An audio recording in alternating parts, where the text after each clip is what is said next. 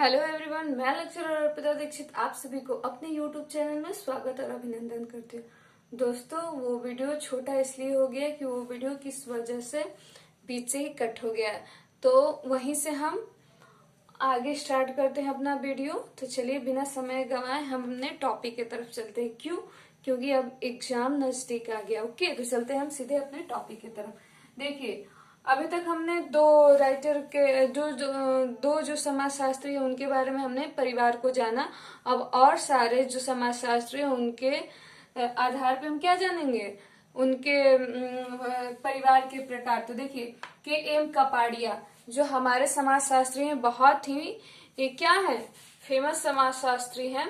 इन्होंने क्या किया है, तो इन्होंने 5 प्रकार के परिवार के बारे में उल्लेख किया। इन्होंने कितने परिवार के बारे में उल्लेख किया है, तो 5। वो कौन कौन से हैं, तो आइए देखते हैं। एक रेखीय वंशज संयुक्त परिवार, पहला इन्होंने क्या किया, तो एक रेखीय वंशज संयुक्त परिवार। ओके, अब सॉरी ये तीसरा है, बट एकल, पहला इनका क्या है, एकल परिवार। पहला क्या है, एकल परिवार। दूसरा क्या है, एकल परिवार। दूसरा भी एकल परिवार से ही शुरू हो रहा है, लेकिन देखिए दोनों में अंतर। पहला क्या है, एकल परिवार। दूसरा क्या है, एकल परिवार विवाहित पुत्रों के साथ। दूसरा इनका परिवार का प्रकार क्या है, एकल परिवार विवाहित पुत्रों के साथ। तीसरा क्या है, रेखीय वंशज संयुक्त परिवार। तीसरा क्या है, तो रेखीय वंशज संयुक्त परिवार। अब देखिए चौथा क्या है, विभिन्न शास्त्रीय संयुक्त परिवार। ये क्या है, चौथा, इसको याद रखिएगा, विभिन्न शास्त्रीय संयुक्त परिवार। अब देखिए पांचवा हमारा क्या है, आश्रित व्यक्ति के साथ एकल परिवार। जो आश्रित व्यक्ति होते हैं उनके साथ क्या है, तो एकल परिवार। अब देखिए, ये तो रहा हमारा के एम कपाड़िया 5 प्रकार के परिवार बताए। कौन सा, एकल परिवार विवाहित पुत्र के साथ। दूसरा, तीसरा क्या है, तो एक रेखीय वंशज संयुक्त प्रकार। चौथा क्या है, भिन्न शास्त्रीय संयुक्त परिवार। और पांचवा क्या है, आश्रित व्यक्ति के साथ एकल परिवार। ओके, अब नेक्स्ट क्या उनसे समाजशास्त्री, तो देखिए एम एस गोरे। क्या है, एम एस गोरे। ओके, अब देखिए ये संतानीय संयुक्त परिवार है। ये क्या है, संतानीय संयुक्त परिवार। दूसरा क्या है, भातृक संयुक्त परिवार। दूसरा क्या है, भातृक संयुक्त परिवार। ओके, अब देखिए तीसरा क्या है, संतानीय तथा भातृक मिश्रित संयुक्त परिवार। अब क्या है, संतानीय तथा भातृक संयुक्त परिवार। इन्होंने जो एस गोरे हैं, इन्होंने 3 प्रकार के परिवार का उल्लेख किया। इन्होंने कितने प्रकार के परिवार का उल्लेख किया है, तो 3। कितने प्रकार के, तो 3। वो कौन कौन से हैं, देखिए संतानीय संयुक्त परिवार। पहला क्या है, संतानीय संयुक्त परिवार। दूसरा क्या है, तो भातृक संयुक्त परिवार। और तीसरा क्या है, ये मिश्रित परिवार है। इसमें संयुक्त तथा भातृक मिश्रित संयुक्त परिवार। ओके, अब नेक्स्ट जो समाजशास्त्री हैं वो क्या कह रहे हैं, उनको भी थोड़ा हम लोग जानते हैं। तो देखिए पॉलिन कोलेंडा के अनुसार, किसके अनुसार, तो पॉलिन कोलेंडा के अनुसार वो क्या कह रहे हैं, पहला परिवार का प्रकार नियामिक परिवार। इनका पहला परिवार का प्रकार क्या है भाई, तो नियामिक परिवार। दूसरा क्या है, तो संपूरक नियामिक परिवार। पहला क्या है बताइए, तो नियामिक परिवार। दूसरा क्या हो गया, तो संपूरक नियामिक परिवार। तीसरा क्या हुआ, उप नियामिक परिवार। देखिए पहला नियामिक परिवार, दूसरा संपूरक नियामिक परिवार, तीसरा उप जो है हमारा उप नियामिक परिवार। अब देखिए चौथा क्या है, एक व्यक्ति परिवार। चौथा क्या है, तो एक व्यक्ति परिवार। और पांचवा क्या है, संपूरक उपनियामी परिवार। पांचवा क्या है, तो संपूरक उपनियामी परिवार के प्रकार। अब देखिए इरावती कार्वे हैं, इन्होंने परिवार के बारे में बताया है। 1913 से 1970 तक इस पे इन्होंने क्या किया, अध्ययन किया। तो उनके बारे में इन्होंने बताया परिवार के बारे। देखिए पहले ये भी क्या किए हैं, तो 4 प्रकार के परिवार के बारे में बताए हैं। पहले क्या, उत्तर भारत में नातेदारी व्यवस्था। जो उत्तर भारत है उसमें क्या होता है, तो नातेदारी व्यवस्था रहती है। ये किसने बताया है, तो इरावती कार्वे। ओके, अब देखिए दूसरा क्या, केंद्रीय भारत में नातेदारी व्यवस्था। उत्तरी भारत में भी इन्होंने पाया क्या, नातेदारी व्यवस्था। और इन्होंने केंद्रीय भारत में भी क्या पाया, तो नातेदारी व्यवस्था। अब देखिए चौथा, पूर्वी भारत में नातेदारी व्यवस्था। ये जो उत्तर या केंद्रीय जो भी है इन्होंने क्या पाया, तो नातेदारी व्यवस्था। सॉरी ये 3 है। ओके, नातेदारी व्यवस्था बताइए। अब चलिए हम एक एक करके जानते हैं। पहला कौन सा है हमारा, बताइए इरावती कर्वे के अनुसार पहला कौन सा है भाई साहब, जल्दी बताइए। एक हमारा छूट गया है, वो कौन सा है, तो दक्षिण भारत में नातेदारी। एक हमारा छूट गया है, दक्षिण भारत में नातेदारी। ओके, नातेदारी, दक्षिण भारत में नातेदारी व्यवस्था। ओके, यही तीसरा था, ये छूट गया तो फिर दिक्कत हो गया। अब देखिए जो हमारा पहला है क्या है, उत्तर भारत में नातेदारी व्यवस्था। पहला क्या है, तो उत्तर भारत में नातेदारी व्यवस्था। देखिए अब ये कौन सी व्यवस्था, इसको जानेंगे हम लोग। देखिए ध्यान से आप लोग इस बात को सुनिएगा। उत्तर भारत में हिमालय और विंध्य हिमाचल, जो उत्तर भारत में हिमालय और विंध्य हिमाचल पर्वत के बीच का क्षेत्र, जो इन पर्वतों के बीच का क्षेत्र है, उत्तर भारत में सिंध, पंजाबी, हिंदी और पहाड़ी, जो सिंह है, चाहे पहाड़ी है, बंगाली है, असमी है और नेपाली भाषाई लोग वह क्या है इस क्षेत्र में शामिल है। नेपाली भाषाई लोग भी इसमें क्या है, तो शामिल है। अब देखिए आगे क्या होता है, इन क्षेत्रों में प्राथमिक संबंधियों के बीच यौन संबंध के बारे में जाति तथा अंतः विवाह, गोत्र, ये जो हो और क्या है, ये सब क्या है, निषेध के नियम का कठोरता से पालन किया जाता है।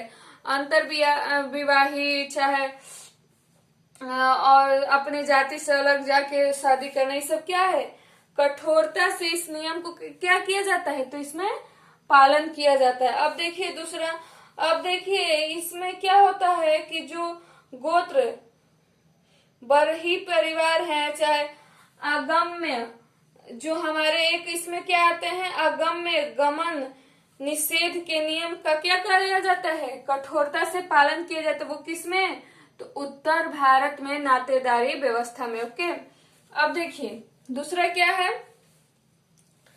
तो दूसरा हमारा क्या है, केंद्रीय भारत में नातेदारी व्यवस्था। दूसरा क्या है, तो केंद्रीय भारत में नातेदारी व्यवस्था। अब इसमें देखिए क्या होता है, इस क्षेत्र में राजस्थान, इस क्षेत्र में क्या होता है, राजस्थान, मध्य प्रदेश, गुजरात, ओके, काठियावाड़ या महाराष्ट्र, उड़ीसा आदि क्या होते हैं इसमें सम्मिलित है। किसमें भाई, तो केंद्रीय भारत में नातेदारी व्यवस्था में। अब देखिए अब हमारा तीसरा क्या है, पूर्वी भारत में नातेदारी व्यवस्था। अब तीसरा क्या है, तो पूर्वी भारत में देखिए इस क्षेत्र में पूर्वी भारत की जनजातीय समुदाय, इसमें क्या होता है तो पूर्वी भारत के जो जनजातियां हैं, जो जनजातीय समुदाय के साथ छोटा नागपुर के पठारी क्षेत्रों के जनजातियों को क्या किया है, सम्मिलित किया गया है। छोटा नागपुर की जो जनजातियां हैं उनको क्या किया गया है, तो सम्मिलित किया है। किसमें, तो थर्ड वाले में।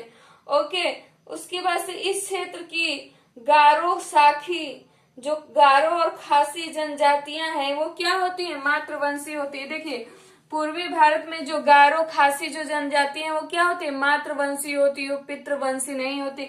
इसमें ये चीज आप लोग याद रखिएगा। ओके, ये क्या होती है भाई, तो ये मातृवंशी होती हैं।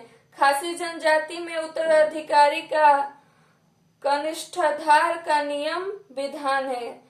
इसमें एक उत्तराधिकार का विधान भी है। खासी में पति पत्नी के साथ रहता है लेकिन उसकी महत्ता नहीं होती। वो क्या होता है, अपने पत्नी के साथ ही तो रहता है लेकिन उसकी महत्ता नहीं रहती। क्यों, क्योंकि इसमें ये कौन सा वंशज है, तो मातृवंशीय है। ओके, अब हम देखते हैं दक्षिण भारत में परिवार। अब क्या देखने वाले हम लोग, तो दक्षिण भारत में परिवार। देखिए इसमें कर्नाटक, इसमें क्या होता है, कर्नाटक, आंध्र प्रदेश, तमिलनाडु, ये सब क्या होते हैं, इसमें आते हैं। चाहे केरल हो गया, लक्षद्वीप हो गया, इन सब में क्या है, सम्मिलित है। किसमें, तो दक्षिण भारत, केरल हो गया, तमिलनाडु हो गया, लक्षद्वीप हो गया, आंध्र प्रदेश हो गया, ये क्या है, तो हमारे जो दक्षिण भारत की नातेदारी व्यवस्था है उसमें क्या है, तो सम्मिलित है। ओके, अब देखिए आगे इसमें बढ़ते हैं।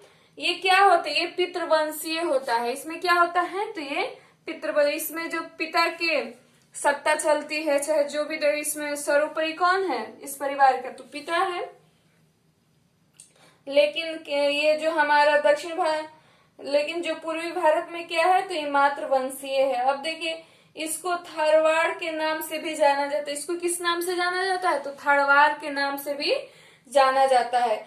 थारवाड़ में एक स्त्री, इसके भाई और बहन, उसके अपने और उसकी बहनों के पुत्र और पुत्रियां क्या करते हैं, रहते हैं। दक्षिण भारत में फैमिली जो होती है वो बहुत बड़ी होती है। ओके, थारवाड़ में कोई भी वैवाहिक संबंध नहीं रहता।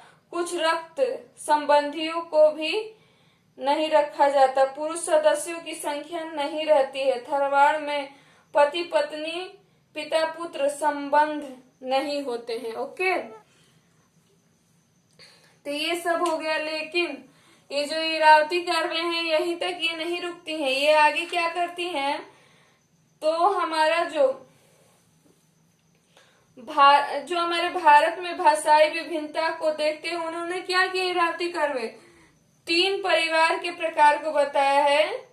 जो 3 भाषाई क्षेत्रों का क्या किया है, इन्होंने उल्लेख किया है। किस पे, तो भाषाई क्षेत्रों पर इरावती कार्य वो क्या की है, तो 3 क्षेत्रों का उल्लेख किया। वो कौन कौन सा है, तो भारोपीय परिवार, द्रविड़ परिवार और आग्नेय एशियाटिक परिवार। क्या है, आग्नेय एशियाटिक परिवार।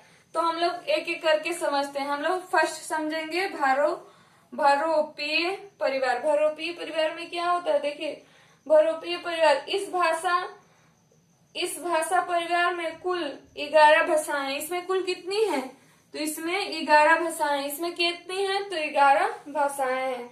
अब देखिए एक तरह से उत्तर भारत की सभी भाषाएं इसमें आ जाती हैं। जो ये हमारा उत्तर भारत है ना, इसकी सारी भाषाएं किसमें आ जाती हैं, तो इसमें आ जाती हैं। ओके, किसकी, तो उत्तर भारत की जो भी भाषाएं हैं तो भारोपीय परिवार में आ जाती हैं। अब देखिए पंजाबी, सिंधी, बिहारी, उड़िया, बंगाली, असम, मराठी, ये सब क्या है, गुजराती, कोंकणी तथा राजस्थानी भाषाएं सम्मिलित हैं। किसमें, तो भारोपीय। ये हिंदी की दृष्टि से भी बढ़िया है। देखिए अब द्रविड़ परिवार में कौन कौन सी भाषाएं आ जाती हैं, तो देखिए इसमें मुख्यतः 7, इसमें मुख्यतः कितनी भाषाएं सम्मिलित है, तो 7 भाषाएं। इसमें कितनी है, तो 7 है। अब इसको देखिए कौन कौन से हैं, तो तमिल, कन्नड़, मलयालम, तेलुगु, तुलु, टोंडावा एक और है, बताइए, कोडागू जो है, इसमें क्या है, ये जो 7 हैं वो प्रमुख भाषा इसमें किसमें बोली जाती है, तो द्रविड़ परिवार में। सब भाषा को आप लोग अच्छे से याद रखिएगा। अब तीसरा क्या है, आग्नेय एशियाटिक परिवार। तीसरा क्या है, आग्नेय। देखिए इसके अंतर्गत मुंडी, क्या देखिए बड़े अच्छे अच्छे नाम है, मुंडी, सौरा, संथाली जो भाषा है वो बहुत ज्यादा पूछी जाती है। किसमें तो पाया जाता है, तो इसी परिवार में पाया जाता है। खासी, गढ़वाब, भूमिया, जुआंग, बोडो आदि भाषाएं किसमें बोली जाती हैं, तो इसमें बोली जाती हैं। किसमें बोली जाती हैं, तो आग्नेय एशियाटिक परिवार में बोली जाती हैं। अधिकांश जनजाति आग्नेय एशियाटिक परिवार की ही भाषा बोलते हैं। जो अधिक जनजाति हैं वो किसके बोलते हैं, तो इसी परिवार के भाषा बोलते हैं। ओके, तो लगभग ये चैप्टर आज खत्म हो गया और इसमें कुछ महत्वपूर्ण जो इसके तथ्य हैं, जो इसकी जानकारी है, तो मैं एक दिन आपको अपने नोट्स से फोटो क्लिक करके आप पे सेंड, इस चैनल पे सेंड कर दूंगी। ओके, तो आप मेरे उम्मीद से आई होप इसको नोट डाउन कर लिए होंगे। तो मैं इसी समय इस वीडियो को यहीं पे रोकूंगी, क्योंकि चैप्टर हो गया है कंप्लीट। इसमें कुछ जो मुख्य महत्वपूर्ण बातें हैं, चाहे जो एग्जाम की दृष्टि से नोट पॉइंट में लिखवाया जा सकता है, मैं उसको फोटो क्लिक करके इस चैनल पे डाल दूंगी ताकि आप उससे लाभान्वित हो। ओके, तो हमको दीजिए इजाजत, फिर मिलते हैं नेक्स्ट वीडियो में। आप हमारे चैनल जाने से पहले मैं कहना चाहूंगी कि आप हमारे चैनल को सब्सक्राइब, लाइक तथा बेल आइकन दबाना ना भूलें और अपने दोस्तों के पास शेयर करें और अच्छा पॉजिटिव कमेंट दें ताकि हम और अच्छा कर सके। वैसे तो दोस्तों से ज्यादा दुश्मनों की कमी नहीं है। आप कुछ अच्छा करने जाते हो तो आप में 10 क्या गलतियां निकाली जाती, लेकिन आपके सैकड़ों खूबियों को नहीं देखा जाता है। तो दोस्तों प्लीज साथ ऐसे ही अपना साथ बनाए रहें और हमें हिम्मत दे ताकि हम वीडियो बना सके और जो हमारा ऑनलाइन का कार्यक्रम है उसे निरंतर प्रयास से और बढ़िया करते रहें और निरंतर आपके लिए हम वीडियो ला सके। तो चलिए गाइज, आज के लिए इतना ही। बाय बाय एवरीवन, जय हिंद।